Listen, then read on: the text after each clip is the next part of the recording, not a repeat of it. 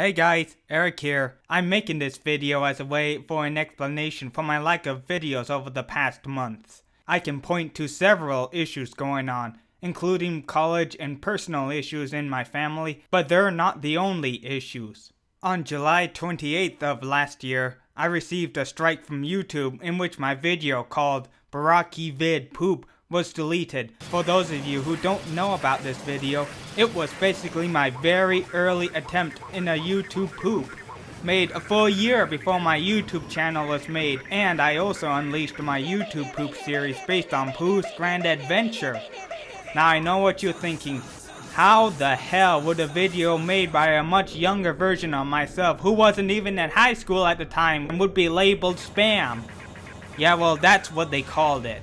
Recently, Doug Walker of Channel Awesome posted a video talking about all this crap. Now, normally I wouldn't take him the most seriously, but because I've experienced this shit myself, I say you should take his advice seriously. Anyways, I actually have been making a review for the Lord of the Skull Spiders, but I hadn't found myself with either the time or the motivation to work on the review for it. So I decided to combine the review of the Skull Spiders with the rest of the Skull Creatures. I got the video footage shot and the dialogue recorded. Then my lazy hard drive started messing up. Whenever I tried to connect it via the USB cord, it just wouldn't show up on the Finder. It's not because of the cord. I own another one, an older model I might add, and that works just fine. So with the new year of Bionicle approaching rapidly, and of course me buying all the sets, as well as the Netflix show coming up any day now, I reluctantly, and with great regret, decided fuck it, and cancel the Skull Creatures reviews. I can give you my really basic thoughts of them. Lord of the Skull Spiders is a lackluster set, of which Umarak the Hunter is making up for by a ton. The Skull Creatures all range from pretty good to just alright.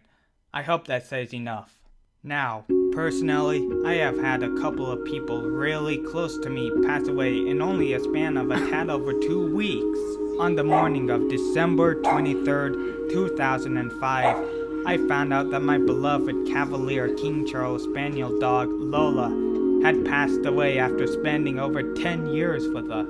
It is true that many dogs of the breed are prone to heart issues. Lola Lee had a murmur, but what makes her death even more tragic is that later I found out that she was attacked by a coyote.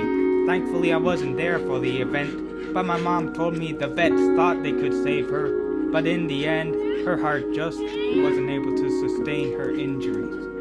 Lola wasn't the only person, or doggy, whatever you call him, close to me and my mother who passed away.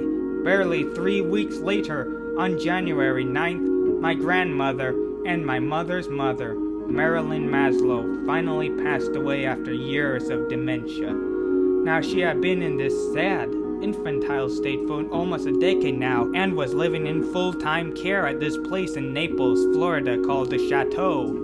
So her passing was only a matter of time, far less tragic arguably than my dear beloved dog. However, I can honestly say that both losses have had very little to do with my lack of videos recently, as opposed to one big project I have been working on.